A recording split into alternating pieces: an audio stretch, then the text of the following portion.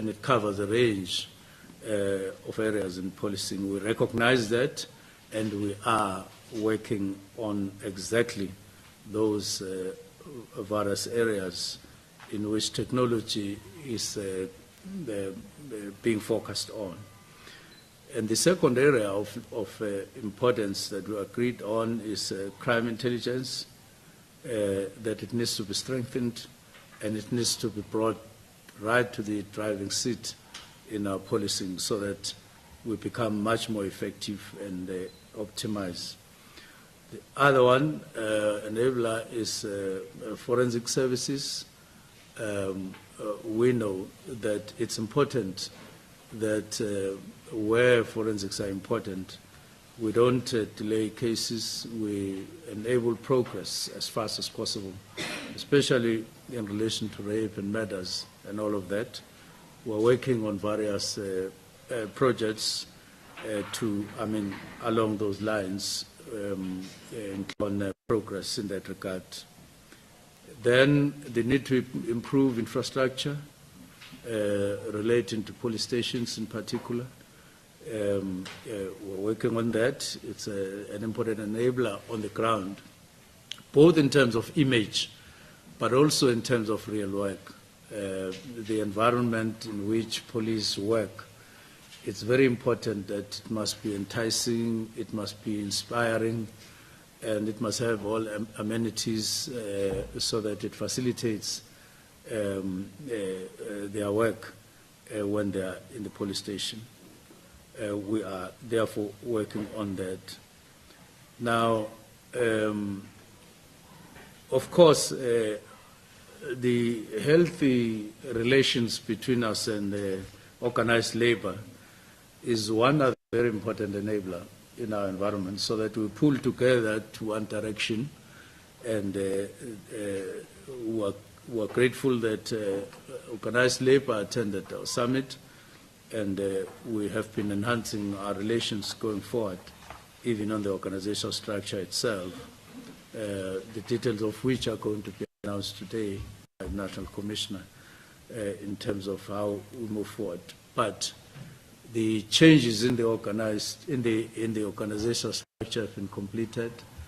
All the negotiations have been finalized, and we thank them for facilitating those discussions and making sure that we pass through that phase with relative ease, including in the triple SPC.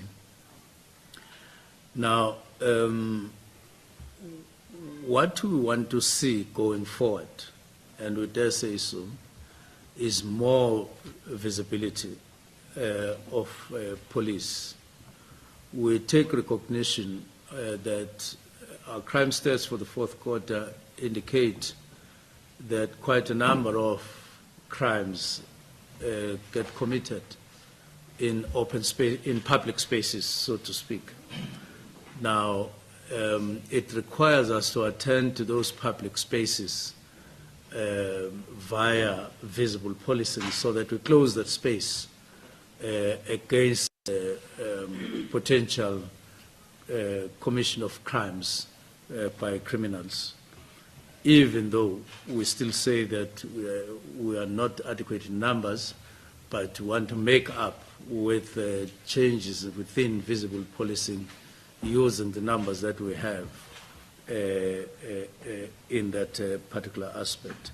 And we're delighted that those plans are taking shape and they are going to be implemented indeed. The next one is division within division of, or the split of visible policing, and visible policing and operations aspects. And National Commissioner will be talking to that and making announcements in due course. But it is necessary that we tighten up on combative side of policing due to the type of crimes that are being committed and the nature of organized crime these days. as being committed by criminals. We needed to sharpen our response via divide invisible policing into two divisions, as it were. Now, the next aspect we need to talk about is well, functionality in a number of supporting areas, so that we don't frustrate people on the ground in police stations who always complain about this and this. In other words, less bureaucracy in the operations of people on the ground, but whatever bureaucracy, it facilitates easy work at the police stations, who are the real engine rooms on the ground where people live, and that is necessary and highly necessary. We also identify the need to intensify partnerships as we do work as a very important aspect of enablers. And it is for that reason that we thank Business Against Crime on areas of where we are jointly working together. There are a number of projects that we are working on today together with them. In particular, the 5 police stations that have been identified where we will be equipping police stations with state-of-the-art technology, just 5 in the country that have been selected by National Commissioner and top management. And that work will be starting as soon as possible. To do just those as pilot projects. There are other areas of work that have been identified that we work together with them, but they are very much on board. We are enhancing the other aspect of cooperation with metros, where we have signed agreements to work together. We're expecting a letter from Nelson Mandela Bay, where we will be going as soon as possible, in line with the agreement that we signed with them to make progress, including on cameras and other technological aspects to enhance policing in those areas. But it is all work in progress. We want to take note of the intervention of the Global Initiative Against Transnational Organized Crime, and we have a project that we're doing together in Cape Town on Grassy Park Police Station, and it is taking shape indeed, and we are looking at expanding that particular type of projects to other police stations elsewhere in the country. And recently there was a meeting on Monday in Cape Town on that score. National Commissioner will be talking in much more detail on our intention, but dealing with what is already being initiated or implemented. What we intend doing in the next couple of months or so is to develop a new system of promotion within police, vertically and horizontally, so that that system becomes a kind of an incentive to recognize dedication and service on the side of police officers, just to motivate them and so on, and not depend on vertical promotion only, but sideways as well, via other incentives. National Commission will be talking to that at some point, and want to systematize that so that it becomes a system that we use than just an intervention that comes and then goes. We do recognize dedication, of police officers. They spend years and years of dedication in a dangerous environment, risking their lives. Each police officer is not a machine that goes here and there. It is a full human being with a family and with their own lives. And they need to be recognized for that particular reason. And they are an irreplaceable resource in the protection of citizens of this country.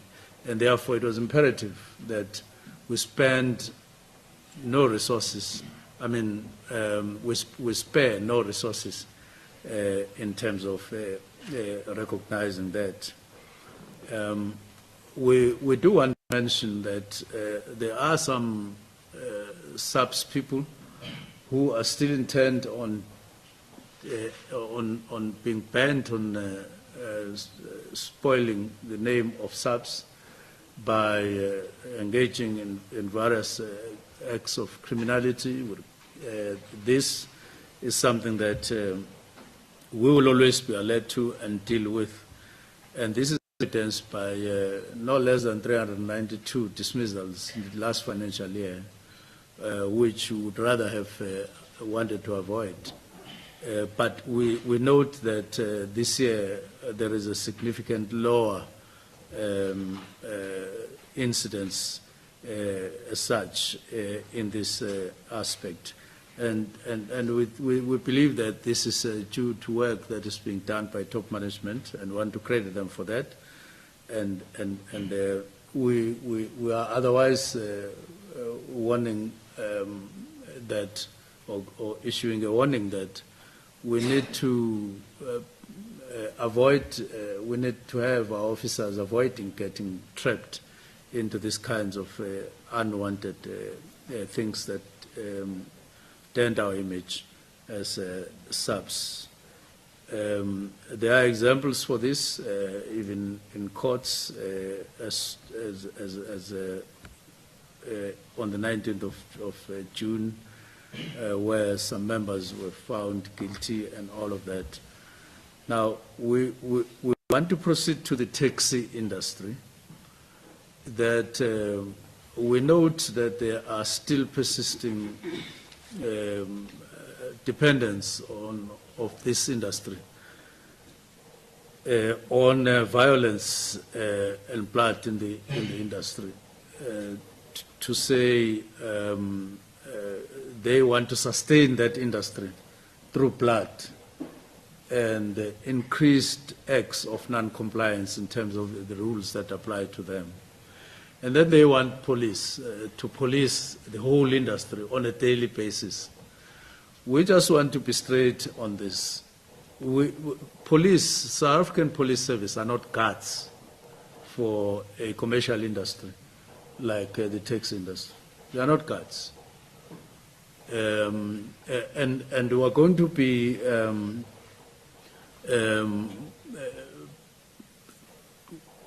finding a way of attending more to our duties rather than supervising or working as guards in the taxi industry. We just want to say there are many other industries, commercial industries in the country. We are not required as police to go and play cards in those industries. But the taxi industry still stands out to say in order to sustain the taxi industry, there must be blood, there must be shootings, there must be violence, and all of that. And then blaming police, where were the police, and so on and so on. They still believe that they have to be violent against one another to sustain their industry, and we regret that.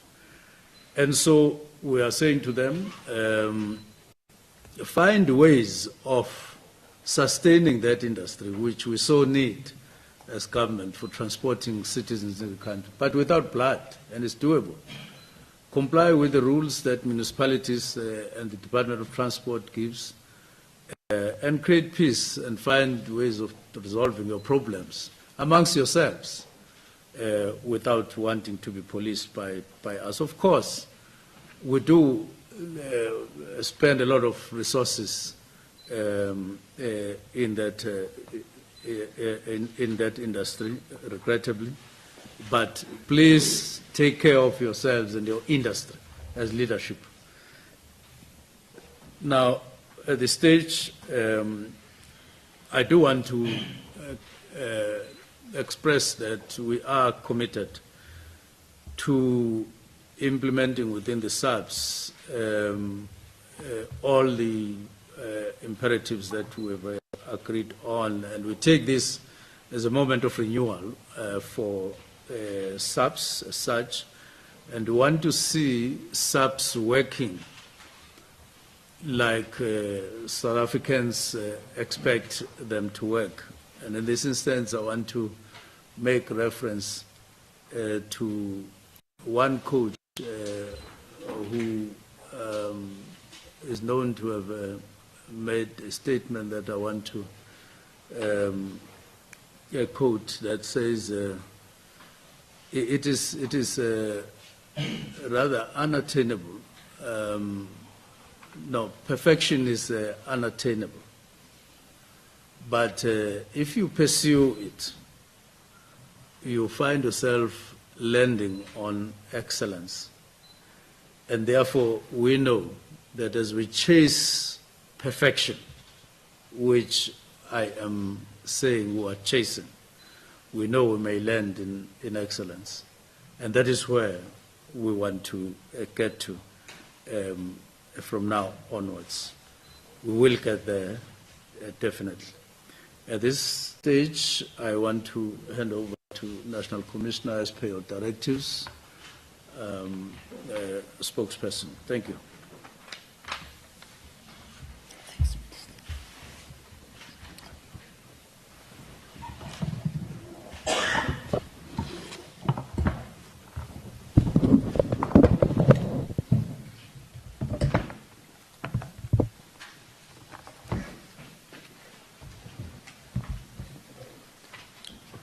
Thank you very much, Minister of Police, Mr. Mchunu, the Deputy Minister, Dr.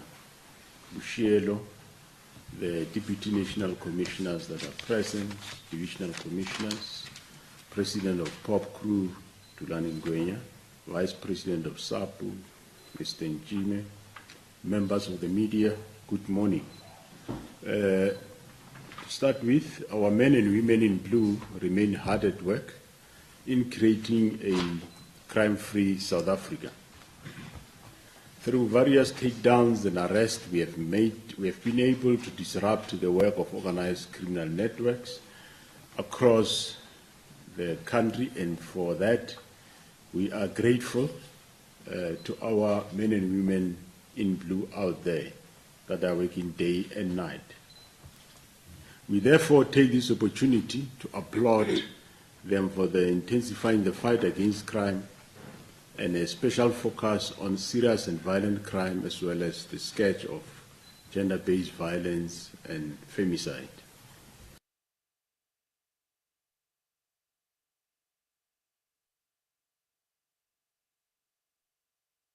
Just the past week alone, we crimes, including 190 for rape, 2,041 were found to be in possession of drugs, 99 for illegal firearms, 82 for hijacking of vehicles, vehicles which were seized and confiscated. There are some of the successes achieved through Operation Chanela 2 on a weekly basis. Ladies and gentlemen, today we gathered here this morning, as the Minister said, as an indication by the Minister of Police to outline the strategies and plans that we are continuously implementing to boost and improve the morale of our dedicated and hardworking members.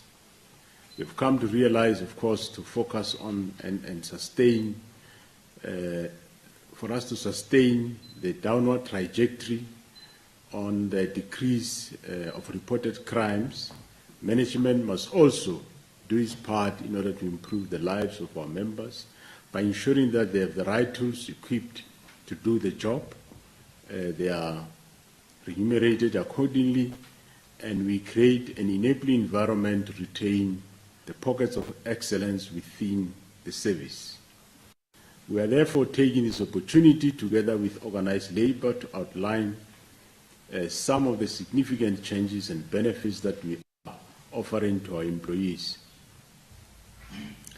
With regard to the 5,500 new police officers to join the ranks, I'm pleased to announce that before the end of June 2025, we will be advertising the recruitment of 5,500 police trainees to join our ranks. The training will commence between January and February 2026. You'll remember that we have decreased the age limit, we have increased the age limit to join our ranks from 30 to 35 of age, in line with the National Youth Policy. For the first time in history of our organization, we are also introducing online electronic recruitment system, which will allow aspiring applicants to apply online to join our service. So we are doing away with the paperwork, so you will be able to fill in the form electronically and then submit thereafter. However, we do have backups in case there might be problems. The system has been tested, looks to be quite well functioning, but of course any new system sometimes do have some problems, which as and when they come, we'll be able to deal with that. Ladies and gentlemen, we are moving away from the manual way of doing things and embracing the use of technology to tighten our control measures and enhance accountability.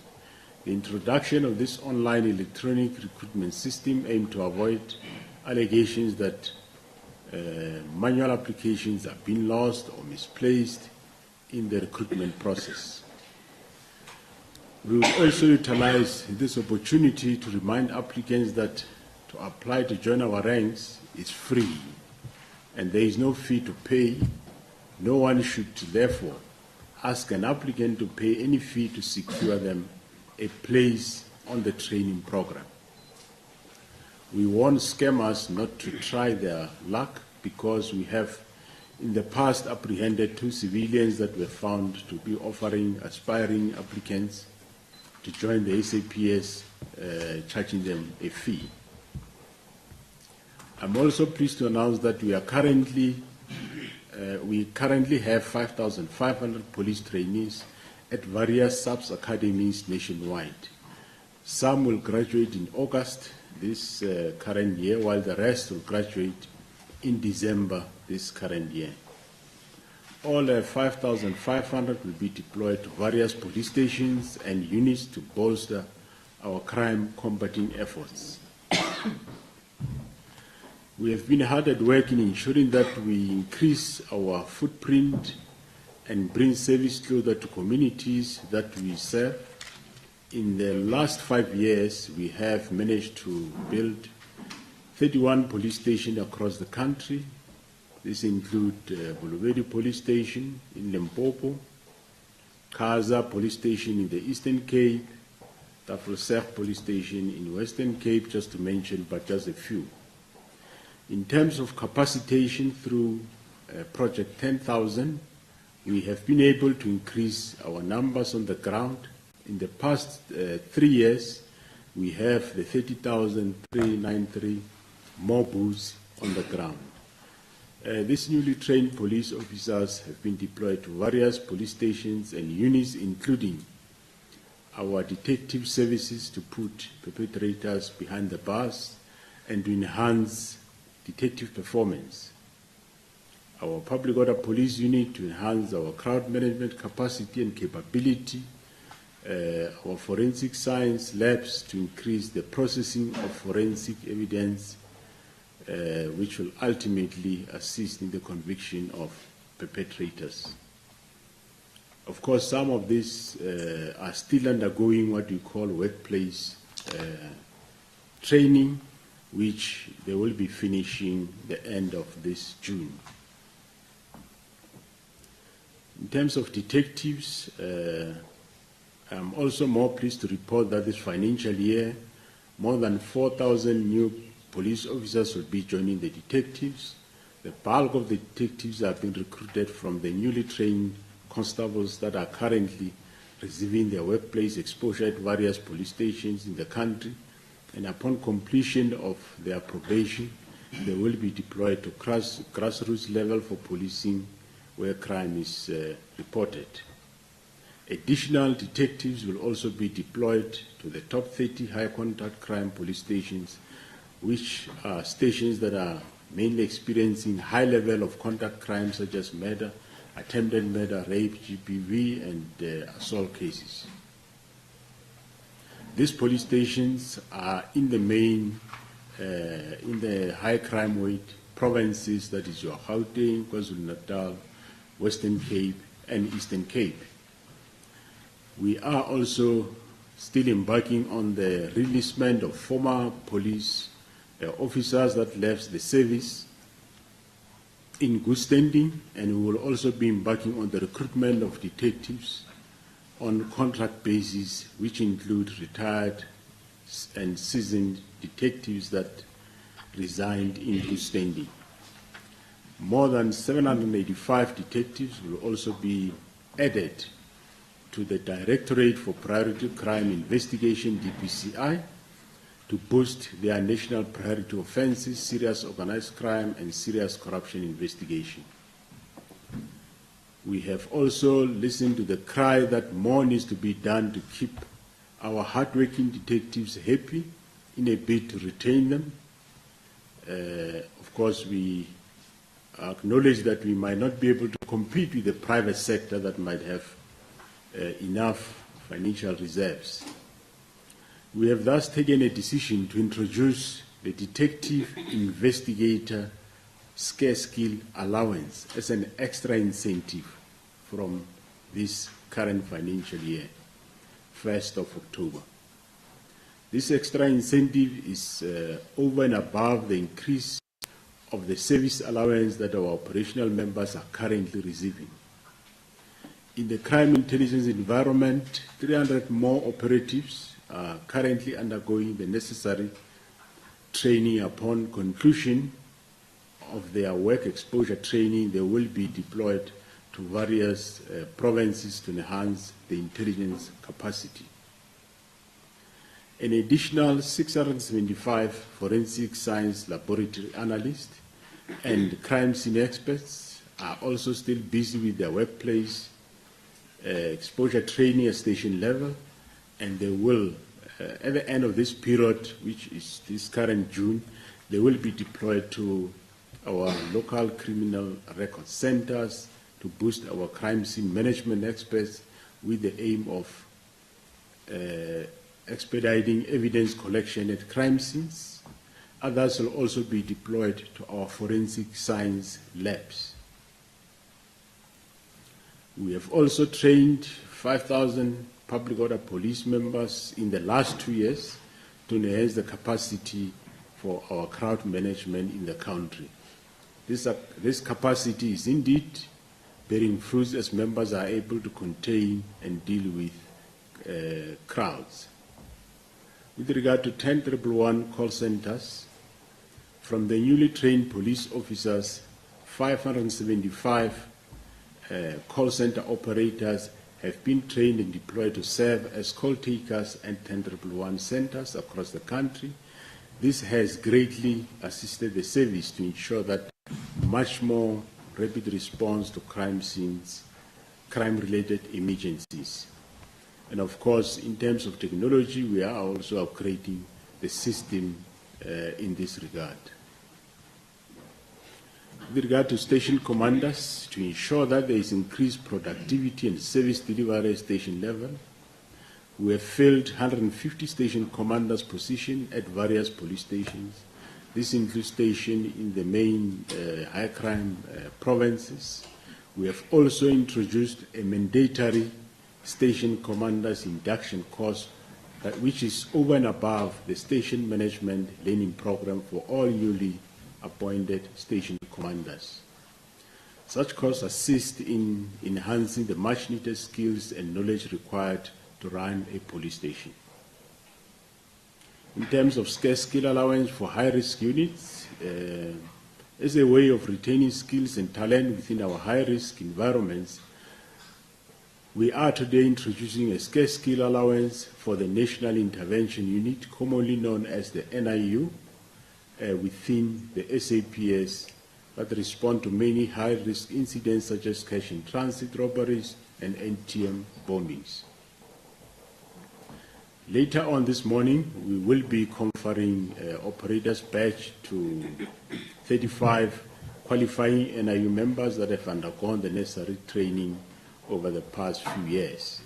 We are also pleased to announce that we will be increasing the scarce skills allowance of the counter-assault team, commonly known as CAT members, also to respond to high-risk operations and also protect the VIPs. Last year, the management of the SAPS aligned the ranks of Special Task Force units to the entry level to that of a warrant officer, and also increased their scarce skill allowance as a retention strategy. So in that regard, there is no change. These changes within the high-risk units are crucial in ensuring that we retain the specialized skills within the service. Among other environments that will receive a scarce skill allowance include the following: the hostage negotiators, the SAPS divers, the airborne law enforcement officers. These are officers that work within the air wing environment.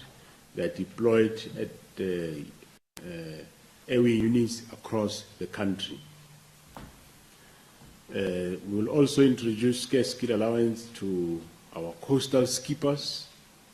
Skipper is a driver of a ship or a boat, and also our vessel handlers, those that are dealing with searching of vessels and ships.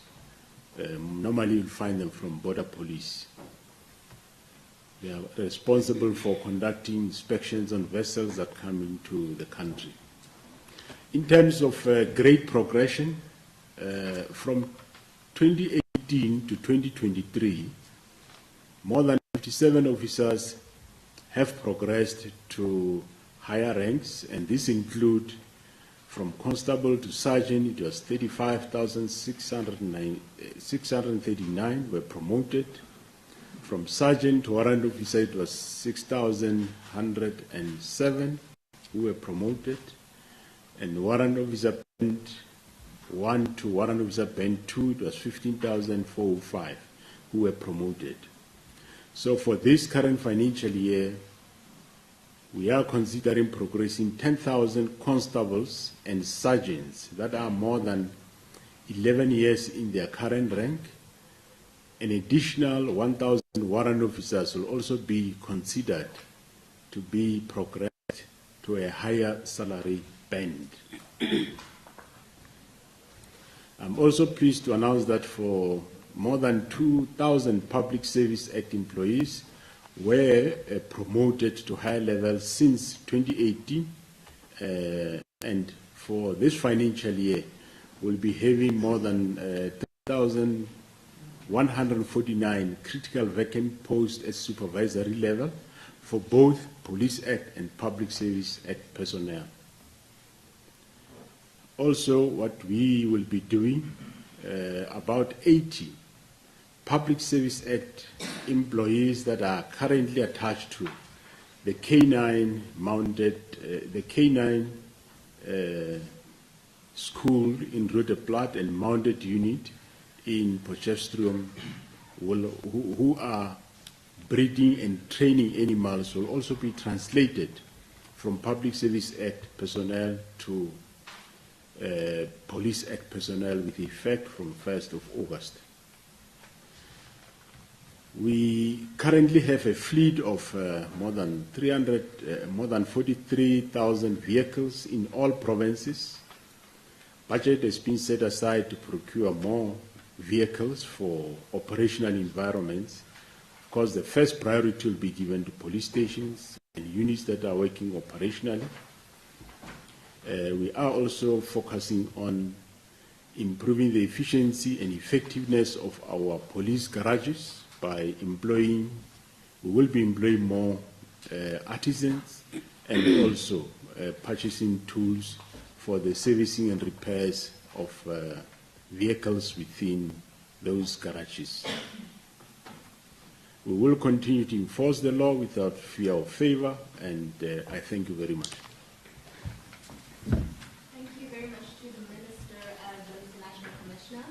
Before we open it up to questions, ladies and gentlemen, I would like to afford the President of Mchunu an opportunity to speak, and he will be followed by the President of Saps.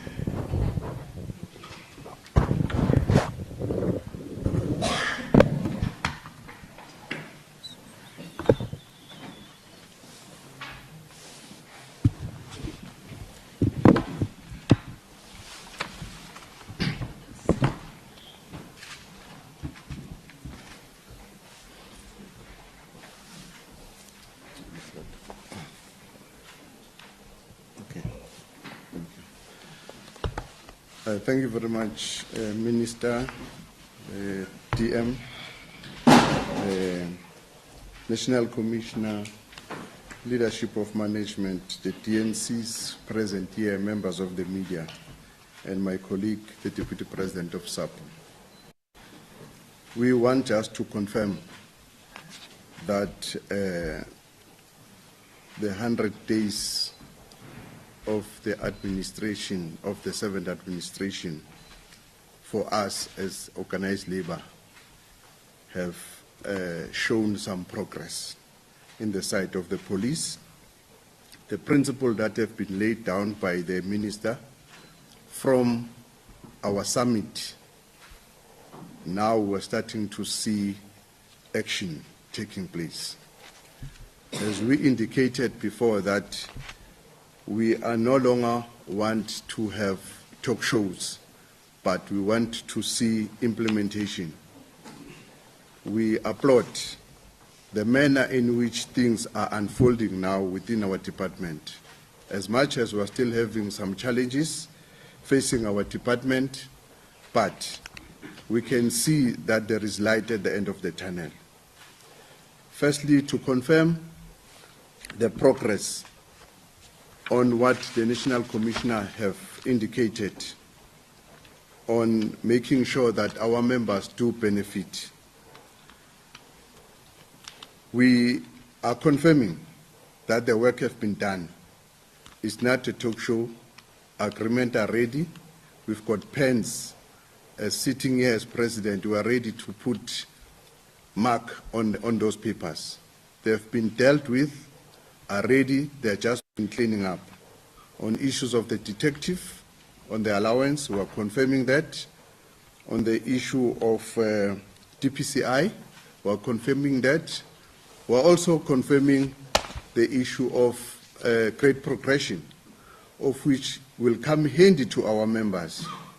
As we all know that our members have been complaining that they are stagnant down there, but the initiative by the Minister and the DM and the National Commissioner and the entire management, we are confirming as Pope that we are moving forward. We are not always been complaining that there is this and this. We know where to sit, we know where to differ, and we know where to agree. So now we want to know that our members, all of them, wherever they are, that what is being said today is the truth, and we are confirming on their behalf that promises that have been made or issues that have been said by the National Commissioner are going to be delivered as said so. We are also confirming on the scarce skill allowance, as we are going to be seeing some members of the NIU are going to be inaugurated today. We are also confirming on the issue of CAT, this is work in progress. We know that others will come with complaints and say, but what about us? Look, every journey has a step. You need to take a first step towards.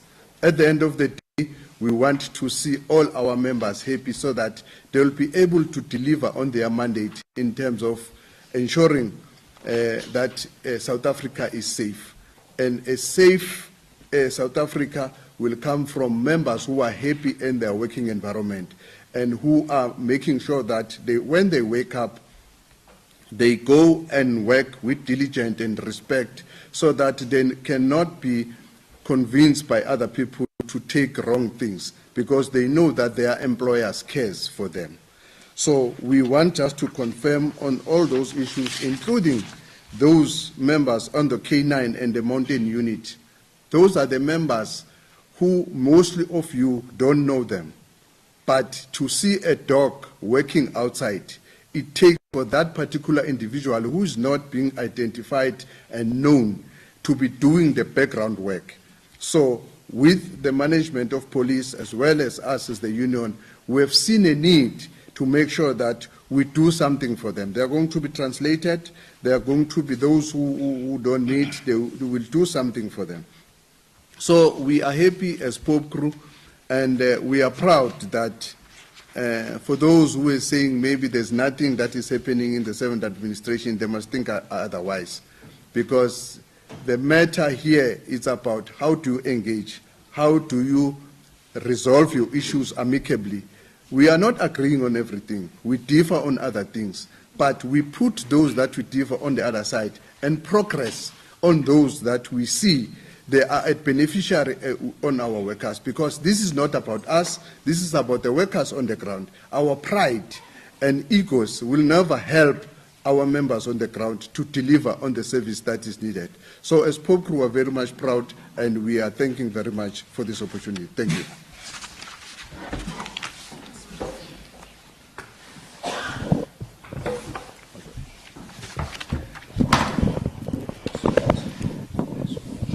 No, thank you very much. Thank you very much, Minister, and thank you very much to the management of the police, the members of media. Ours is just to confirm that there's a lot of work that has been done. This is the outcome of the summit that we had. But we must agree that the issue of crime concerns everyone in this country. It concerns us as members of Labour, it concerns management of the police, and it concerns media and members of the public. But those who are on the forefront are members of the police. And us as Labour, the most important thing is the working condition of these members. And we've been engaging with management, we've been engaging with the ministry with regard to the conditions in which these members are working on. So we are glad that today we see the outcome of the resolution of the summit, or the resolution of the summit. Also the fact that there will be an implementation. There's been an outcry about the issue of promotions. Most members are leaving the police, and we want to see the retention strategy of the police being implemented, that we don't lose these skills, we don't lose these members. You will have heard that the commissioner stated that the members are going to be trained from January. It takes almost a year to train the members of police. And when you lose one, you lose the skill. We know that we have members that have been killed on a daily basis, which is one of our own concern. We are glad that we're going to see almost 5,000 that are going to be enlisted in the police. The issue of the members that have been in the detective environment, most of the detectives are working out, are going in the private sector because they feel that their morale is low. But I think it is important that we've engaged with management now to make sure that we retain that skill in the detective. So I'm not going to repeat much of what has been said, but the most important thing, 10,000 members that are going to be promoted. We've been complaining about this for many years because these members are now 11 years, and we all know that 10 years in one rank is a concern. but at least management have engaged the ministry with regard to the issue of budget. We now know that there can be an implementation to make sure that we deal with this. We ourselves as Pop Crew, as Labour, we are ready to see the implementation part. It is important to note one thing, that there's been a relationship, a good relationship between ourselves as Labour, the ministry, and members of the management of the police with regard to the implementation, to see that at least at the end of the day, everyone in this country will be safe and feel safe, and they will know that the police are working hard to make sure that South Africans are safe. Thank you very much, Mr. Thank you very much. Ladies and gentlemen, we will now open it up to questions. If you are seated next to a microphone, may I just ask that you make use of it? Alternatively, may I just ask that you be audible when you pose your question? Please do state your name and the media house that you represent, but as far as possible, please also just identify as to which member of the by show of hands, I actually do have questions.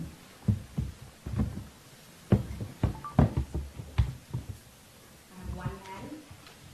I see Pauline's hand as well. Got two hands, ladies and gentlemen. Okay, in that order, we'll start with the first hand, and then we'll come to the second. Good morning. My name is Patricia Fasache from the SABC. I have a couple of questions, not really related to today's briefing points, or priority points rather, but the developments within the news that are linked to Saps investigations and work. Really just updates that we need in terms of these matters. We want to know whether there are more arrests made linked to the Likona Forse murder. If we can get maybe an update, if there aren't any, we can just get that update. Perhaps an update on the 3 bodies that were found in the Tepisong area. Are there any developments around that? We are seeing, the protests in Soweto that are springing up again. What's the operational plan there to just make sure that law and order is maintained?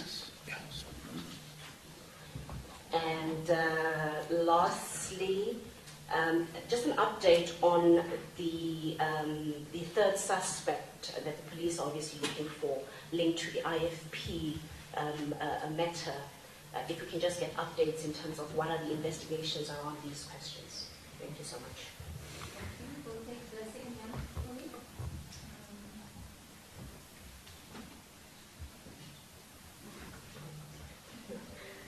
Morning, everyone. Pauline from ENCA. So I have a few questions.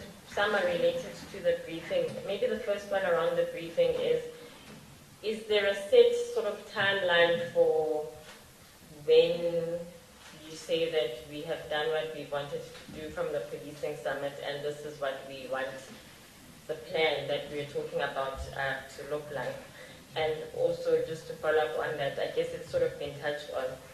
Is this an admission, I guess, that the public has been, and then the promotions, the allowances that are coming in, the hiring of more people, how does that fit into the policing budget? Where does sort of the funding, how is that going to be managed? And then other not related case matters, sorry. Maybe the first one is, we know the police captain was in court on Monday, and that case is now postponed to September, I think it is. But there have been other cases of police rape, especially where I could also send out a statement on Monday, especially about Gauteng. Just a comment on that, and you talk about the training of police officers. Should people want to join the police when there is the risk that something will happen to them? And maybe a comment from Pop Crew, about the protest that Pop Crew had last week on the issue of sexual offences in the police force. Are we going to take another round of questions? We will. I think we have a number, so we will. If we can have Minister respond to those that he's able to, and thereafter we will take to National Commission and General.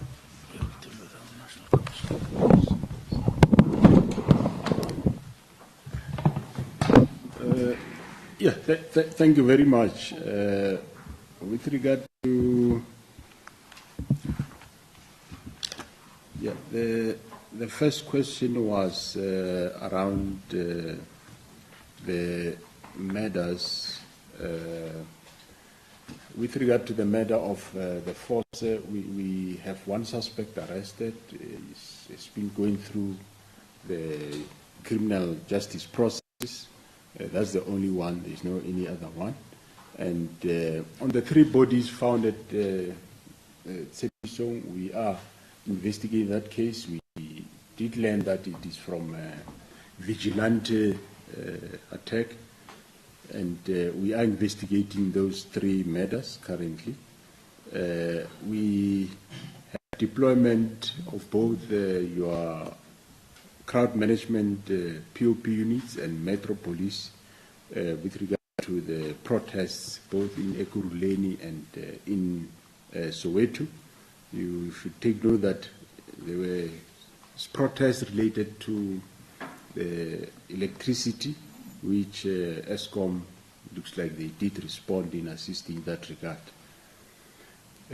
On suspects on the matter of the IFP Member of Parliament, Mr. Stolle, we will be aware we have those that are arrested. The outstanding ones is 2 that we are looking for, and we definitely sure we'll have them very, very soon. We are on that track. We know who we are looking for, and you have seen we have put a reward out, but we definitely sure we'll be able to route them off in a very short space of time. The timeline on the issue around the resolutions of the policy summit, some of them are these ones that we are delivering on them. Some, unfortunately, they are budget base bound, so we won't be able to deliver some of them on a very short space of time. But there will be, especially on technology-wise, there will be a number of technologies that will purchase this current financial year with a view to better our policing in the communities. On how do we deal with promotions and the limited budget, yes, we reprioritize within the current budget. It's not that we did get extra budget. We reprioritize within the little that we have and make those specific allowance and grade progression possible. And of course, also not negating the tools of trade that we must procure to assist police in doing their work. And of course, one of the important aspects is training that we emphasize this year, that we are going to make sure that we train quite a number of members. And you have seen, we spoke about the station commanders induction workshop or course, which is quite, it comes handy making sure that station commanders immediately when they get, before they get to the job, they must go through that course so that we know that they know what is expected of them. And as I said before, that does not mean that they are not supposed to do station commanders learning program. They must still do that, or some have done that already, but they must, before they take up their post, do this induction course, which assists them quite a lot. Rape or sexual offences, yes, we have seen a number of these crimes happening in our academies and or in the police. And we have dealt with most of those of our members that are perpetrators thereof. I know that in Philippi College, in this very college where we are, we have dealt with members that have made themselves guilty of sexual offences, and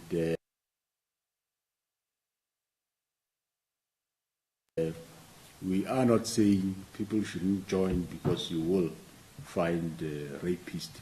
It is only those, just like at every house there will be one or two rotten potatoes. So we fortunately, it is us Saps that deal with them, and both disciplinary and departmentally. So we encourage people to join, and of course we also undertake to do some talks with our trainers regarding this type of crimes, to refrain from doing this type of things. The past year, we dismissed 23 members that have committed sexual offenses. Well, some of those cases are investigated by IPID, which deal with them criminally, but on our side in Saps, 23 of them has been dismissed, so we do definitely deal with them decisively. Thank you very much.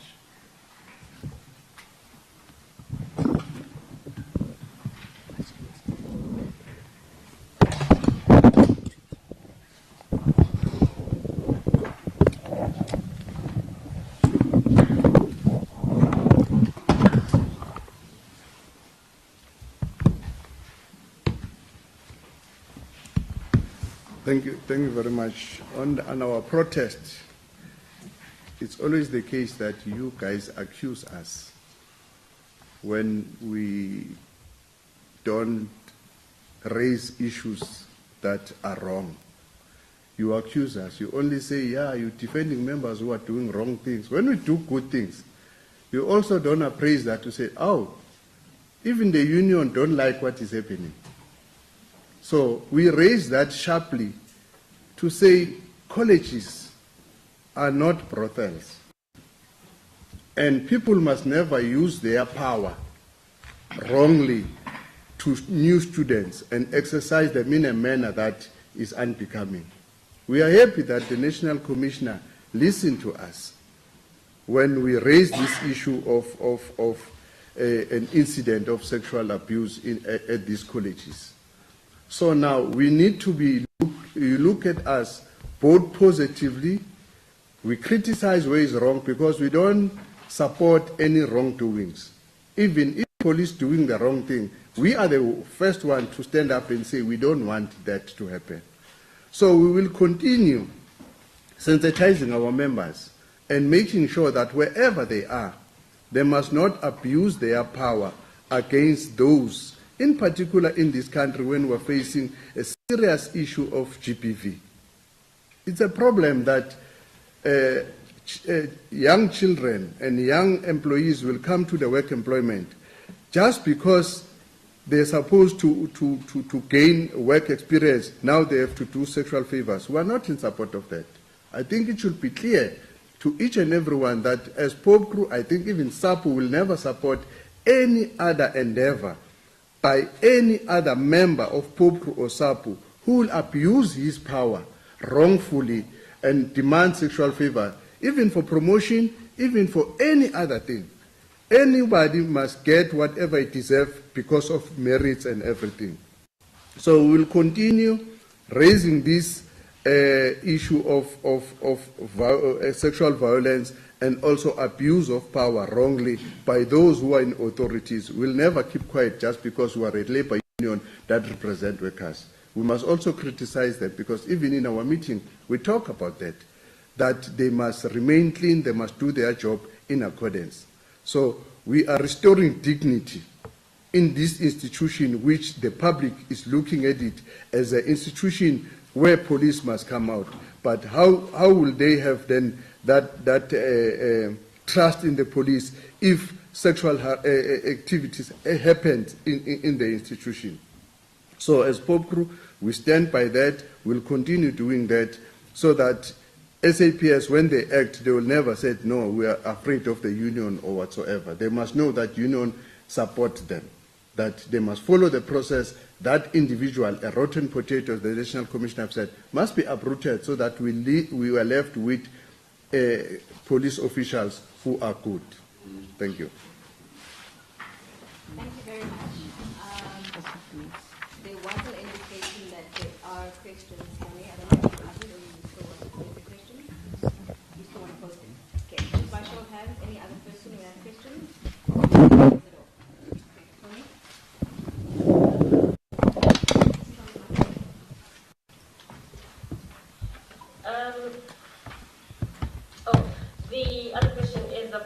we've had 2 reports where parents of minors say that they've gone to police stations to open a case against other minors because of school bullying incidents.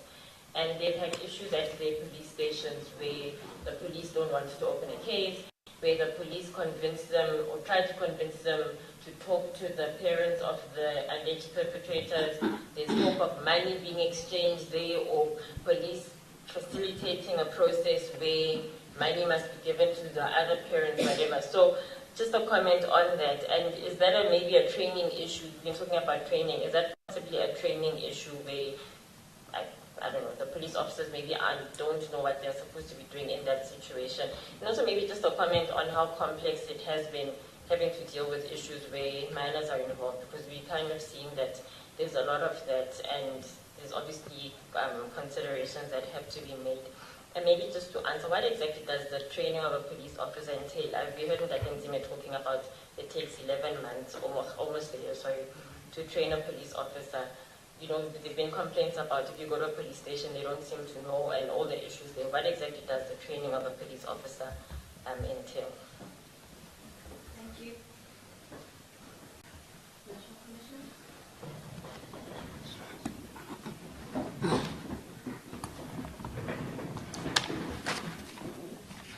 Thank you very much, MCA, Mchunu. There are protocols that are set out in terms of Child Care Act, as well as the protocols that must be followed in respect of Child Justice Act, where the police at the police station have been given the directive to simplify these 2 acts and what is expected of them. It will not be correct for the police to mediate where the money is being exchanged. However, when the matter is reported to the police of a child of any age, there is 2 categories that the law observes, and the provisions of the Child Justice Act in terms of a child that is below the age of 12 and children that are above the age of 12. So the national instruction gives the discretion to the member that receives the particular matter at the police station to these two pieces of law that I have mentioned. Look at the best interest of the child, and the fact that the issue of opening a case against the child who is in conflict with the law need to be viewed as something to correct the particular child, to reform the child from being a delinquent. So it will be around those issues that it's either the matter at what level compels the arrest, and there must be a very clear directives, or the issues that the police will look at to make sure that the child who is an offender, it's been looked at. That entails if the child has fixed address, whether the child has absconded when he was detained or arrested before, whether the child will probably recommit if not kept at youth care centers that are in different areas. But then I think specifics on the reporting, the reporting must be noted, the information note must be completed, and we get the designated probation officer to intervene, not the police themselves, but the police as adults, they also need to use the discretion on how to deal with issues. So what I want to reiterate is the fact that there should be a negotiation or a mediation at the police level without utilizing the applicable experts that need to do so if a child is really a delinquent. Otherwise, the child will be released to the care of the parent for further investigation. But if the child is seen not to be the one that can be released, he will be detained, but immediately will then be transferred. So the police has the duty in terms of these pieces of law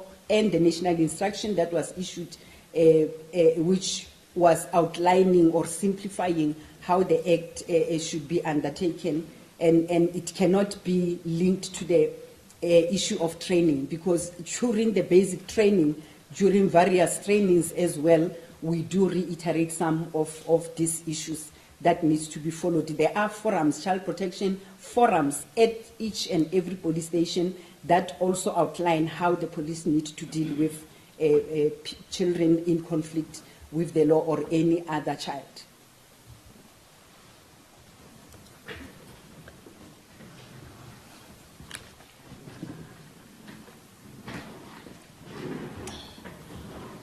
Yeah, I think one of the questions was the issue around what the training entails. Well, the training entails functions that are being done at the Community Service Center, which means members are taught how to take down complaints, how to take down statements, and also how they should attend to those complaints, dispatch vehicles to attend to complaints. They are taught on what is crime prevention and how to do crime prevention. They are taught basics of crime investigation, that is elementary to the detective work. Every police have those basics in terms of what are the elementaries in terms of investigation of crime. They are taught in terms of how to deal with accidents.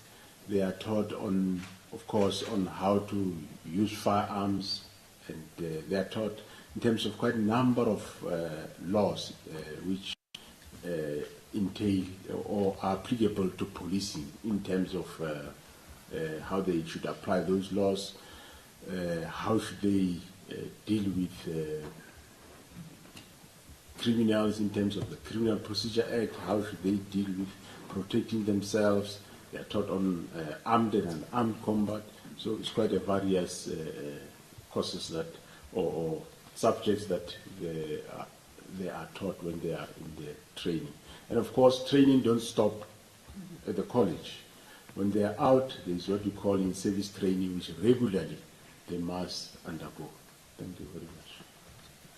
Thank you, National Commissioner. Ladies and gentlemen, I think we're going to close our media briefing at that point. Thank you very much for your attendance and participation. Yes. Yeah. Thank you very much. We are very much online with what organized labor are emphasizing on against people, I would say people, because I have to respect them, who have intentions of preying on student trainees, police trainees in academies, and begin to do what two of them have been arrested for in the short past. That's a very unfortunate incident, and we went to visit the college and saw the young student, and we condemn it in no uncertain terms.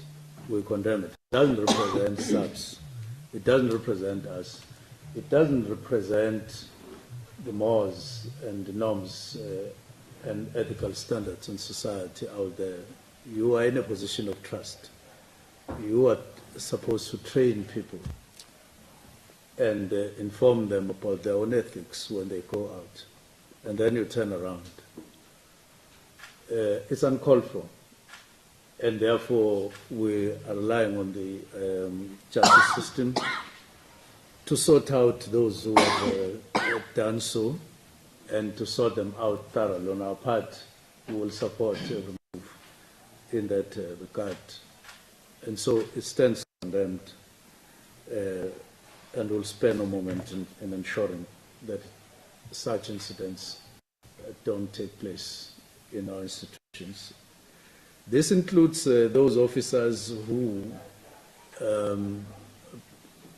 prey on, at times, on victims of sexual harassment, come to police station and then they turn against them. That is criminal, outright criminal. Whatever argument they advance is utter criminal to do so, and we condemn it, and people must avoid it. But if they do so, we will. There will be consequences all the time. Finally, we want to warn against people out there sending WhatsApps that are misleading. We've come across some social media platforms with some misleading information about National Commissioner and all that. That information is misleading, and it must be taken for what it is, just misleading. There are people who want to interfere with how Saps is working at the moment, and who are focused on addressing criminality as opposed to getting diverted to things that are misleading out there. With that, thank you very much. Thank you, Minister. Ladies and gentlemen, we are moving to the parade that's going to be on the field. You are welcome to please join us. Thank you. Thank you, Minister. Okay. Thank you. Thank you. Thanks. Thanks again.